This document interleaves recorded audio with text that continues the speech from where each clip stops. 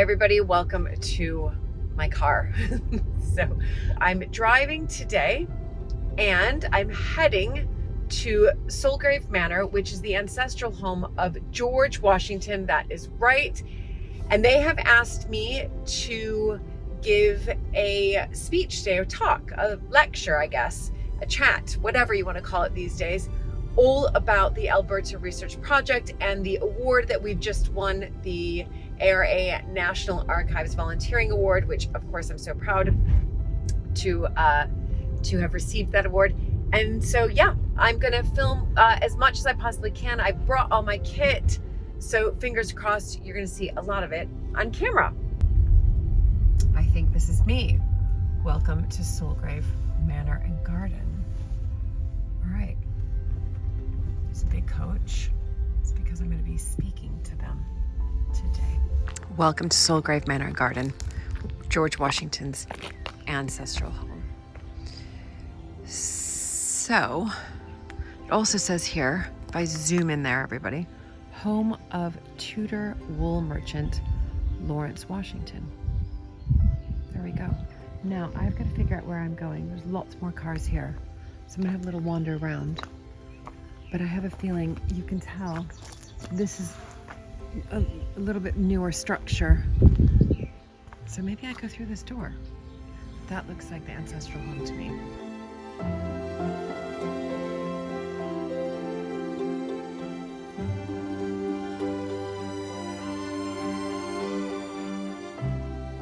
Okay, fantastic. I'm just gonna read here. Brilliant. Built in 1539 by the direct ancestors of George Washington. Fantastic.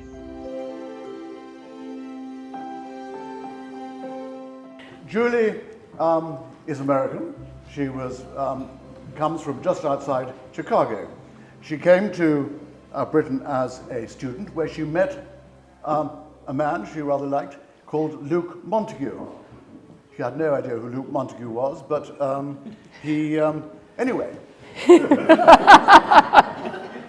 Eventually they went out to dinner, and she saw he had a credit card, and she saw the name on the credit card. It said Viscount Montagu. She thought, Viscountess, maybe it's some sort of discount card. Anyway, of course, Viscount Montagu, and the long story of they are married. But the Montagus actually have huge connections with this part of the world. I mean, they're now based in Dorset, a lovely house called Mapperton.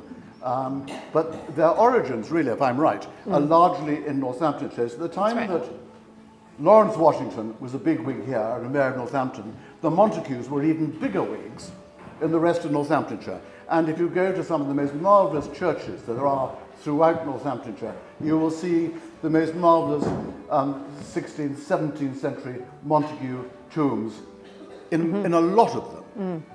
But I think today, Julie, we're absolutely delighted that you found the time to come here. But I think you're going to talk about, because what you have an enormous number of archives and muniments and things that you've discovered, letters from forebears about your husband's forebears at Mapperton. And I think you're going to talk to us about that. So please, we'd love to hear you. Thank you, Norman.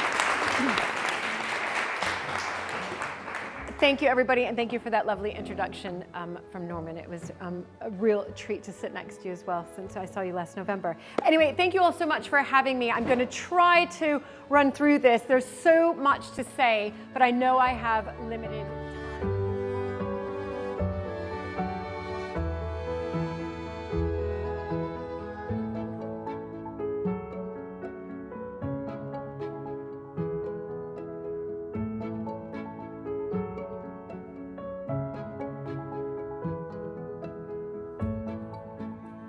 Do I know what it is? That is? No. Let me see that. Will you tell her? I don't know. It's entry page. Yes, It's tea. It's tea. It's a block. It's a hard block of tea. It was transported and it was grated to make tea. No. There you are. What? Yeah. So you grate Oh it. my goodness. Rare and expensive, but sold in bricks like this. And you chipped off bit by bit. And then, Oh my goodness. Oh, wow. It says smell the brick. Do you get a smell of tea? I'm not sure I do, but...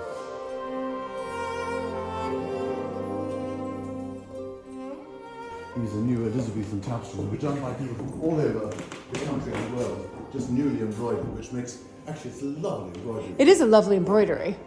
What? So this was the great chamber, very similar to what we have at Mapperton, which we now use as a bedroom, right? Because it wouldn't have been a bedroom. But people from, I wrote this story, but from all over in America, England, embroidered pieces, all of which are put onto this velvet, which is a marvellous piece of good 20th century, which of course is the original Elizabethan stamp work. Oh my goodness, look at that. Oh my goodness. Wow. The front here, because there was this, and when it was broken down, there was this bit and this bit, and then this bit was added on to bring it back in symmetry. And then the Washington coat of arms, I see. with the store and stripes. These further up, indication with wool, because all the money was made from wool. But don't ask me any more details. But then it's ER, so is that Elizabeth I? Exactly. So that's, okay, yeah. They were huge fans of the royals. So Right, but then they did. Elizabeth, so. But they didn't put the royal coat of arms there, did they? Well, it's the dragon and the lion, which stands for. Oh, it is. It's okay, pretty simplistic. Okay, yeah. But I think the important thing is the Washington coat of arms. Yeah, absolutely. Okay, hope everybody's enjoying my whistle-stop tour after my speech. Oh wow, lovely gardens. Over the rose garden, and you can actually still see one of the fireplaces. There's the fireplace. You can. Can I stand on the grass? Absolutely. No. Oh, I can. Okay. We'll be letting children on here tomorrow. Okay, great. Look at that. Oh my goodness. Well, it's lovely gardens that you've made. I think the gardens are fantastic. Yeah. They're better than I've ever seen them. Yes.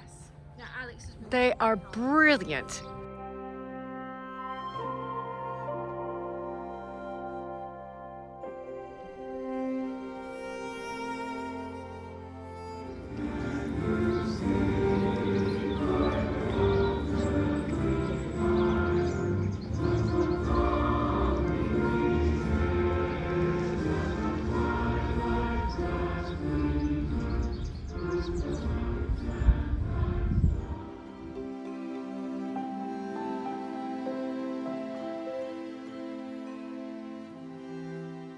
Okay. Ah! That was amazing. Oh my gosh, I want to do so many more of these presentations, hopefully in America, because it gets the energy going, and because Alberta, nobody knew about her, and now they're starting to learn about her. And remember, during that period, especially at the beginning of the 20th century and sort of the late 19th century, they would burn their letters. So that's what's so extraordinary about Alberta's collection, is that it's still intact. And not only is it intact, we have just a plethora of these letters. So if you look at Consuelo Vanderbilt, there's nothing left. If you look at so many other American heiresses or so many other prominent figures during that period, they've been burned because they didn't want anybody else to sort of find out their deepest thoughts. And Alberta wanted us to find out her deepest thoughts, which is remarkable. And so I've made some really good connections. Lots of people who are big into other, are involved, I should say, into other heritage communities and groups and organizations in the US, and they want me to come and speak. I've got those details. And oh my gosh, it was so good. I'm sorry you couldn't hear the round of applause at the end, because what I tried to do was I tried to get the AI to work. And it didn't, just because I didn't have a strong connection, so I couldn't get it to work. That's when I grabbed my phone at the end of the presentation, but I got a roaring applause. I couldn't believe it. Oh, it's so exciting. I want to do so many more of these sort of talks, but using the AI would be even more special, because everybody came up to me afterwards and just said it was absolutely brilliant. And there's a real interest about Alberta and these American heiresses, especially unknown ones like Alberta. Anyway, I am driving back and on a high, and made some good connections. And hopefully those of you who are watching this from America might be seeing me coming to America soon and giving more of these presentations all about Alberta. When I lived in America, I always dreamed of staying in one of Britain's grand castles and stately homes, because this country is brimming with them. There's a treasure trove of rich history, royal connections, and extraordinary stories. And the allure of joining this world was irresistible. So fast forward to today, and I've ended up living in one of these remarkable homes, Mapperton House, and filming in some of them as well, like Dabton House. I realize that I've been lucky. However, even if that hadn't happened, I could still have made my dream come true with the help of Storied Collection. And now you can as well. Storied Collection offers exclusive hire of private estates and castles across the United Kingdom and Ireland, where the historical significance and legacy of each property are carefully preserved. And guess what? Mapperton and Dabton House are now officially members of Storied Collection too. The historic houses in Storied Collection have been meticulously selected to provide the highest standards of accommodations and service, as well as unforgettable stories. Moreover, they offer a range of experiences, whether you're an avid fisherman, a golf enthusiast, or simply someone who delights in owner-guided tours. So if you're planning a large family gathering or a thrilling adventure with friends, a retreat with business colleagues, or perhaps your wedding, you can now make it happen in one of these homes, and it's much more affordable than you think. With an extraordinary variety of castles, manors, and stately homes available, this truly is a once-in-a-lifetime opportunity, so don't let it slip away. Mention Julie when booking for £1,000 off any stay of 5 nights or longer. Please click the link in the description down below to discover and book the historic house of your dreams.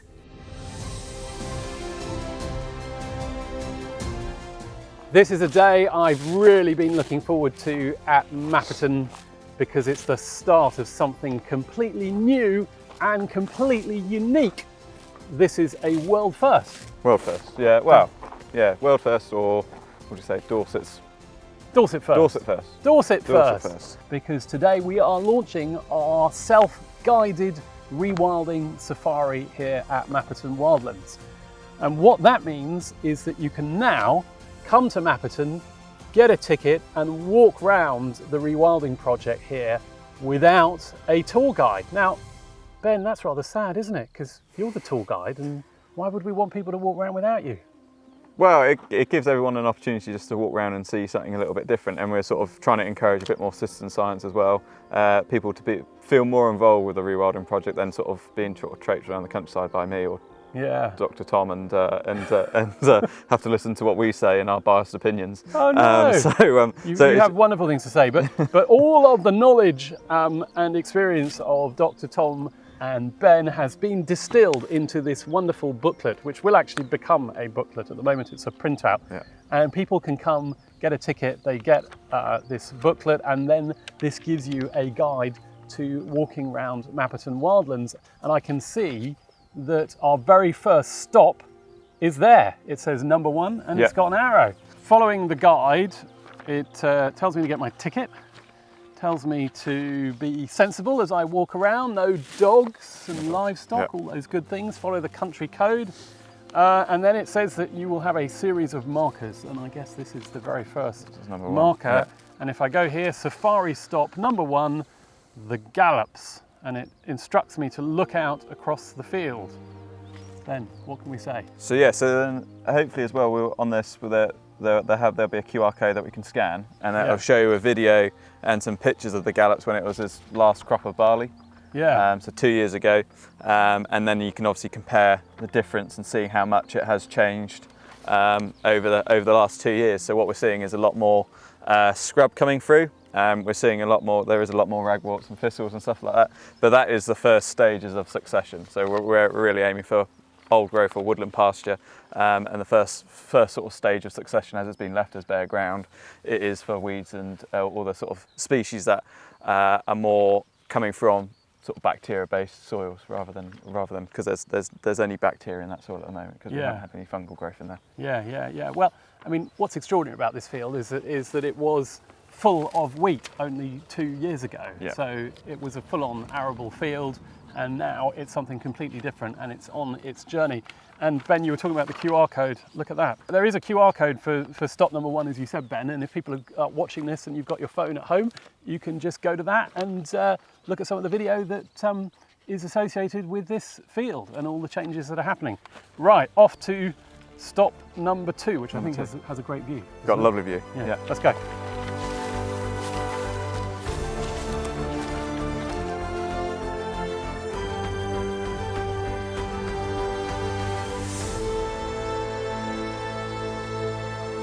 It's a fairly long way between stop 1 and stop 2. But it is. You get all your steps in, don't you? Get your steps in, but when you get up to the top here, it's worth the sort of journey up the hill, isn't it? It is worth the journey because we are now approaching Coltley, and this is stop number 2. Yeah. And stop number 2 is really about the view and how unbelievably magnificent it is. Look, we've got these dead standing oak trees that are providing wonderful habitat for all sorts of insects and other things. And you can see all the way across the estate now, down through the valley to the sea beyond.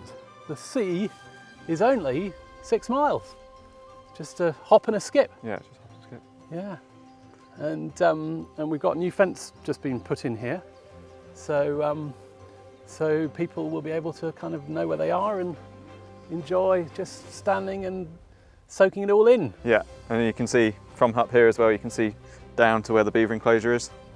Yeah, so you can see Holeacre Wood. See down there, you can see the Iron Age fort, isn't it? It is an Iron Age fort. You can see the fort just in the distance. So you can see Hook Park.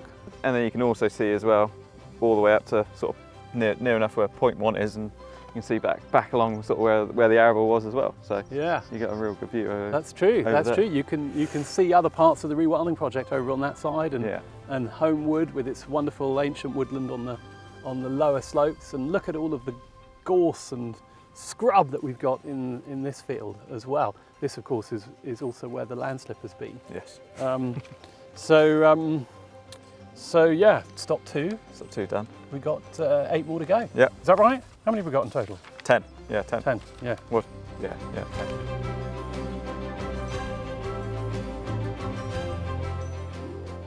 Ben, thinking about it, we're not that well kitted out for a safari, are we? I thought you'd have one of those Australian hats with kind of corks to ward off the flies. I mean, I've at least got some binoculars here. Yeah, no, I'm not really kitted out for it. No. Or you know, one of those sort of hefty sticks. Hefty sticks just sort of beating over keeping away the jackals or whatever they're. Hopefully you won't need a stick when you come round on this. It's very tame, isn't it? It's all very tame round here. This is not the Serengeti. No, there's no chance. No chance. Of a lion taking you out.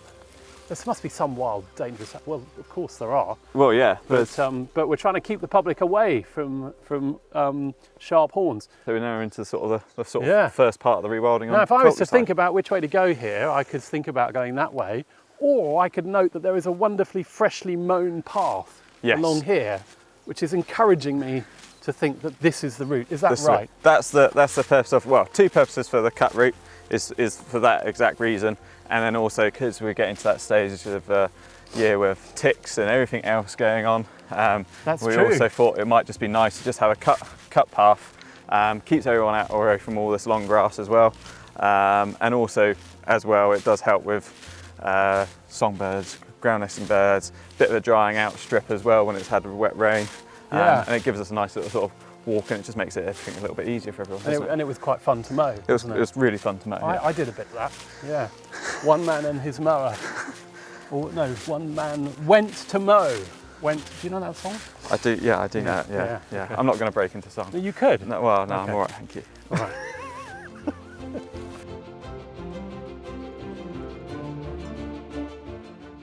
Right, we are coming up to stop 3. And you can't miss these stops, can you? No, you can't. No, you definitely it's very can't. Clear. Stop 3 is called Badger Rise, and there's a woodland strip up above us here, which has had, surprise, surprise, lots of badgers in it. Do you see any badgers here? We do see the signs of badgers. Obviously, at the moment, it's just so overgrown, but you will see pathways and trails, and then you will see little scrapes as well around parts of the rewilding, so there'll be latrines as well that they've dug out, so definitely keep your eye out because there's definitely badger activity around in this area. And if you can't see badger, you can certainly see some foxgloves. Yes, lots of foxgloves as well. Wonderful purple. And so then we cross the boardwalk. Cross the boardwalk, yeah. Let's do it. Yeah. What did you just saw? A Male sparrowhawk. Yeah. Sparrowhawk. Yeah, male sparrowhawk. Fantastic. This this walk is really full of things to see, and because of this fantastic bit of work that Ben and the volunteers have been doing, we managed to keep our feet dry. Yes. Rather than plunging into the boggy mud below, from whence ye shall not return, I suspect. It's a bit like that, yeah. I don't really want to keep on having to pull people out. No, but you've got a mule and a rope, haven't yeah, you? We can do If that. you do get stuck there, Ben will come and drag you out. Yeah, I will find you one day and I'll pull you out. Yeah, you might have ossified in the process. Right, and this is now taking us up to this fabulous spot up here. Yeah, I think this is going to be the best part. I think this is the best part of the self-guided trail. God, well, don't build it up too much. Well, okay, right, okay. Yeah, It's all right. It's all right. This is an all right part. This is all right part, yeah. Yeah.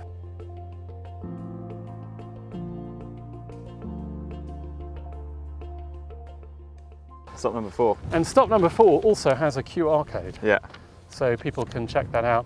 But it gives you, I think, the most magnificent view definitely. of the estate. And as if you were unsure of that, you now have a frame so that you can say to yourself, wow. And the point of that, surely, is to take pictures. It is, yeah. Yeah, Isn't it? take pictures. And then also when you scan the QR code, hopefully in 2 years' time, there might be, we'll definitely see some change. So you can sort of look at the original picture before we actually put it in. Yeah. And then you can sort of see what it is going to change to as well. You can already see, and as say, the picture's always going to change. You can see our Exmoor ponies and pigs through this as well. But you can already see a fallow deer just down there as well, just in the distance. Oh, yeah, just sitting there in the distance. Sitting there in the grass, watching us. So yeah, so it's always going to change. She's seen us, hasn't she? She definitely has, yeah. So, and this frame, obviously, you can shift your perspective. Yes. So yeah, exactly. You can get a shot of the farmhouse. You can get a shot of the higher areas with the little fallow in the background. Look, if I zoom in, you can get a shot of our cameraman making silly faces. Yeah. That's pretty good. But I've thought of a really radical one. Come around this side, and you get the reverse. You do get the reverse, but yes. it's not quite as interesting. It's not as interesting. No. Also, you are literally just about to go down the hill. I am heading down the hill. Anyway, this way I get some chestnut and some fern, which is delightful. Yeah, but right, on to number stop 5. Number 5.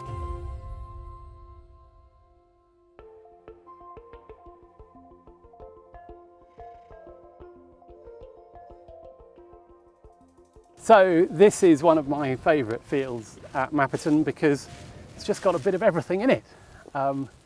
You've got these wonderful views, you've got Coltley Farm to the right, you've got the bits of ancient woodland up along the top, you've got exactly what we're trying to create here from Mapperton Wildlands, which is what we call wood pasture, where we have open grassland but we have sporadic trees, and there's a particularly fine oak over there. It's probably 400 years old or so, maybe has another couple of 100 years to go. Yeah. What do you think, Ben? Yeah, definitely. Yeah, it's looking very healthy, and it's a really nice tree. You always see a lot of birds of prey and everything else sort of sat on the top of that as well. So it's always some good perches, aren't good there? perches on that tree. And this is a good moment to talk about birds, because actually a big part of coming here is listening out and seeing what you can hear. And if you go onto the booklet, it advises you to download the Merlin Bird app, which is a wonderful thing because it means those of us who aren't tuned in can pretend that we can recognise every bird that is out there. So anyway, it's a wonderful place to come if you're interested in listening out and indeed seeing birds, and of course the woodpeckers that I imagine go into that. Yes, that yeah, oak there's a lot of woodpeckers as about well. as well. Yeah. Right. Let's head carry on. on. Stop 5, on to stop 6. Stop 6.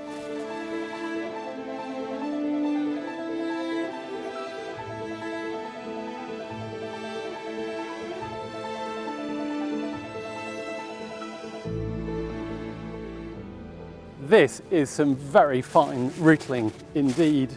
In fact, this is like earthworks. They've created a whole area that has been excavated. Yeah, it's rootling with the pigs all in this area, and it has been sort of a mix with the horses lying up overnight as well. Ah, So that's why it's so flat. This is a bed Yeah. for the ponies. Yeah. That's why it's been so flat. I mean, that's why it's it flattened doesn't down. look that comfortable, if I'm honest, and it's not that sheltered either, but it does look flat, so it's all making sense. The pigs churn up the earth and the ponies roll it flat with their bodies. I guess that's pretty good. Yeah. Yeah. Working in tandem.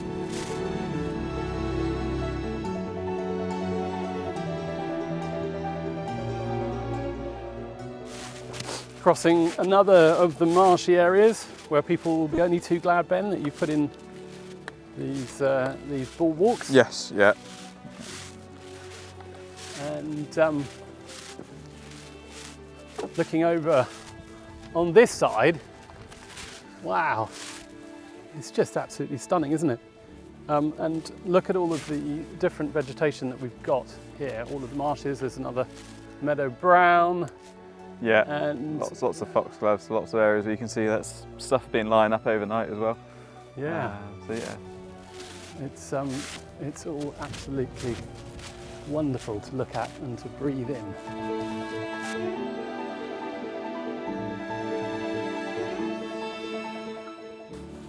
This section, this stop, has a new name.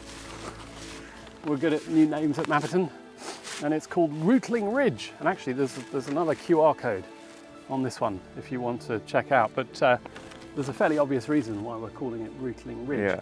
Because the pigs just can't help themselves. No, they can't help themselves here. So it's a real area where the pigs are really focused a lot of attention as well. But it's nice to sort of, you know, you can get quite close up all the rewilding. You can see all the different variety of grasses that are all coming through now as well. So so it'd be nice, and this area will change as well. So it's a nice little stop, really. It is a good place to see regeneration in action. But hopefully at some point we'll find these pesky pigs, because there's been no sign of them so far.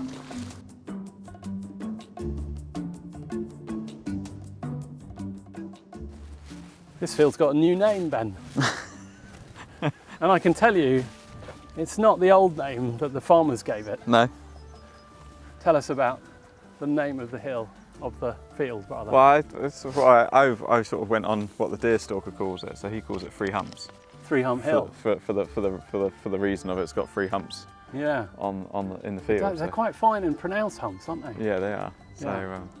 And probably a historical burial ground, isn't it? well, maybe. I suppose that's possible. But this is obviously right in the centre of Mapperton wildlands. Yeah.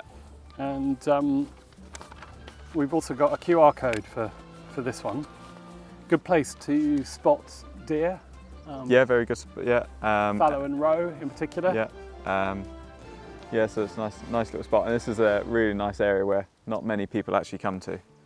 That's true. It's, you know, this is sort of almost the forgotten part of the rewilding. I always think Yeah. it's just you know, you're sort of in the middle of nowhere, really, aren't you? It's almost like its own little valley Yeah. as well, because it rises up on that side, and then you've got this hedgerow which has really become a series of trees. And then we've got that sort of nice, sort of And look still at this- alive oak, look at this oak. but it's, that's a really good one for spotting woodpeckers as well. It is. Yeah, Can we yeah. hear any woodpeckers? What can we hear at the moment? I could definitely hear a yellowhammer. That was a yellowhammer, wasn't it? The a trill. yellowhammer just there. And you're sort of slightly hidden and tucked away here, aren't you? Yes, You know, yeah, you've got definitely. a bit of shelter. Bit of shelter, and then hopefully, yeah, we'll, yeah. And a rather fine stone over there to kind of Yeah, I sit don't. and I've always been meaning to ask what's the sort of the history behind that. Do there's you know a any? boulder in the middle of the field. Yeah. And I can't tell you why it's there. Okay. I think it's just, you know, come from probably up the hill a bit further. Rolled its way down. Oh, it's way down. Yeah. Right. On we go.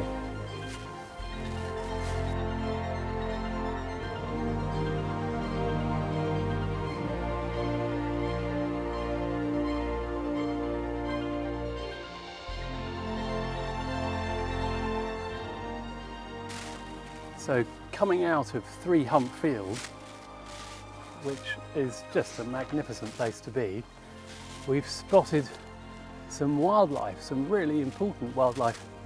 Ben, who have we got over here? So we've got our Exmoor ponies just having their, at the moment. We're getting sort of all the heat now. This is their sort of favourite place, is tuck up in the summer and have a bit of shade and go for a sleep. So this is a really nice part of just being on the trail, but you get very close up to them and they're just in here having a good time. It's pretty cool that you can just be walking along and suddenly we've got all these friendly ponies who are here. Now, Exmoor ponies are a key part of the Rewilding project. They are browsers. They help maintain the right level of scrub. They also graze, and so alongside the White Park cattle and the Tamworth pigs, they are one of the 3 large herbivores that we have that are continuing to graze the area, which is so important if the vegetation is going to be managed.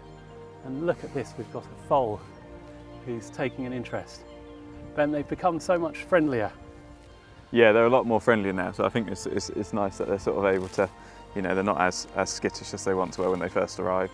Yeah, you wouldn't have been able to stand here actually. No, they'd have been off. How close can we get, do you think? I wouldn't want to. Is that about it? Yeah, I think this is about it. This is sort of comfortable Yeah. for them. This is very comfortable for them at the moment.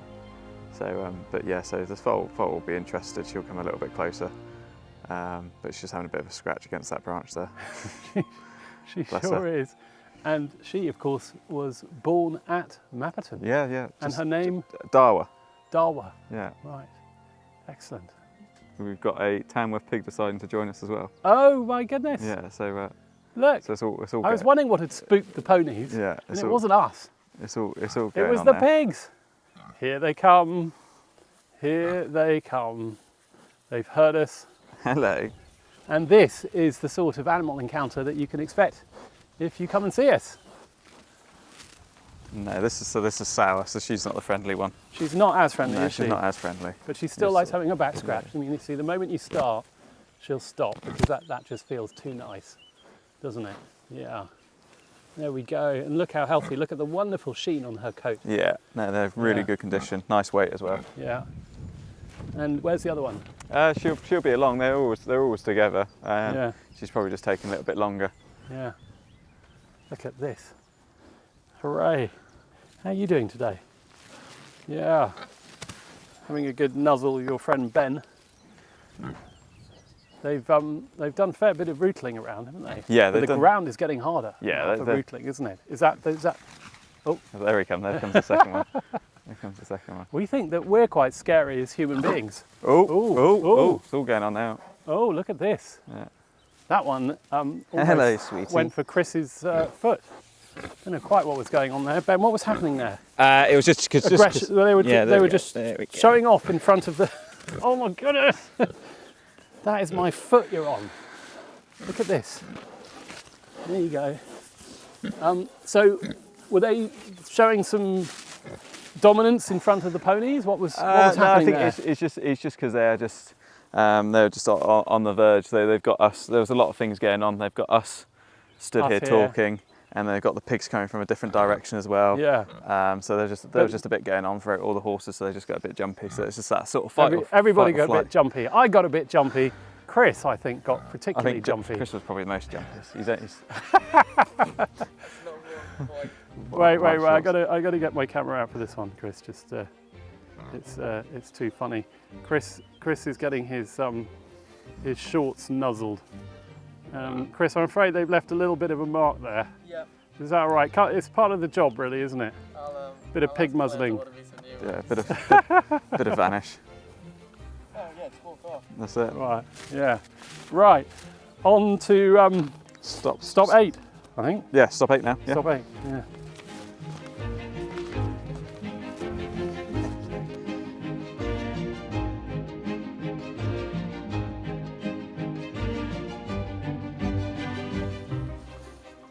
Stop number 8. And I think part of the purpose of this stop is to sort of turn around and appreciate how this is all going to evolve, because part of the plan here at Mapperton is to create wildflower meadows in places where they might have been, they would have been. And this is a very good location because we can plant it and we can get good access to it. And at the moment it's dominated by really quite boring vegetation, grasses, a bit of thistle, and so on. Ben, what's the plan for here? So yeah, we're gonna sort of use our cattle and horses just to graze it off quite short. Yeah. And then what we'll be doing is we'll probably just put in some chain harrows, very light sort of machinery use, and then we'll just be broadcasting loads of wildflower seeds as well. So hopefully that this will establish. Take off. Yeah. And of course, once you've got a good bank of seed here, it's just going to blow everywhere, and hopefully that will allow more wonderful things to establish themselves in other places. So this is all part of rewilding in process. Now, some people would say rewilding, you just let it go and you don't do much, but we've taken a view at Mapperton that actually we need to give things a bit of a helping hand, because if we don't, the chances of other plants getting through when we've got such thick grasses here, the ryegrass in particular, is pretty negligible. So we've really got to help kickstart things here at Mapperton.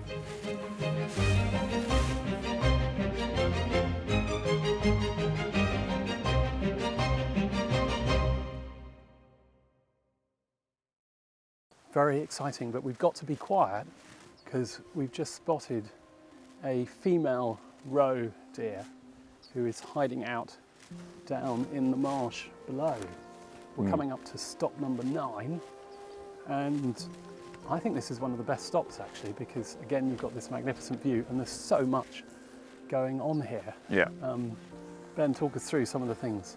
So on the left hand side, when you go sort of past 9, you'll be going into sort of the Marsh, Orchid marshland down there. Yeah. At the bottom, so you've got that as well, and then also as you continue going throughout all these areas, you've got all these little areas where all the pigs have been doing a lot of roofling as well. Look at all the roofling that's going on here on the edges as well, and it is creating this very warm soil, which you can feel the warmth in it, which will be attracting. Yeah, you've already got loads of ants as well. All sorts of good things. Yeah, look at all the ants.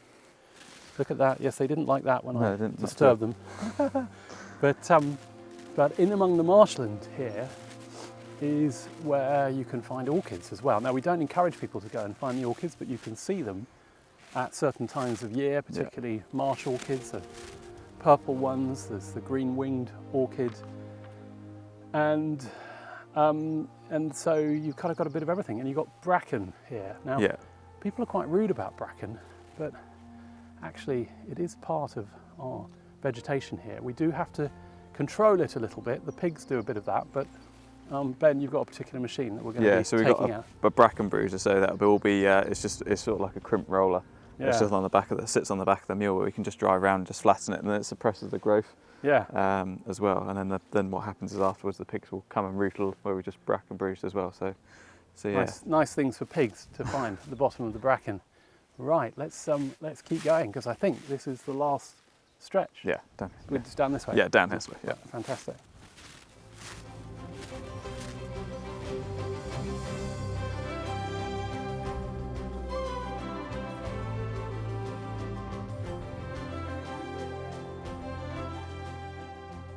Well, we have made it round. Yes, managed to get there in the end. We did. And can I just say, Ben, congratulations, because this is an absolutely incredible experience, and it's really thanks to you and to Sam and the volunteers that we have this magnificent route for people. So please do come to Mapperton Wildlands. As we said at the beginning, it's the first self-guided rewilding safari. You can just come on your own, get a ticket with your family, with your friends, and go around and experience this extraordinary countryside. It's a real treat, isn't it? To be able to work It is, here. and it would be nice to see people using it, and it'll just sort of feel, rather than we're sort of trying to close everything up, it's nice to see people walking about and being involved. We're all about access here at Mapperton, so we'd love it if you come and see us. And now we are at stop number 10. Yeah, stop number 10. Yeah, so that says cup of tea, doesn't it? Yeah, a cup of tea, back to the coach house, a bit of cake, maybe a beer for the cameraman. Cake sounds good. Cameraman, no, he can pass. We'll be fine.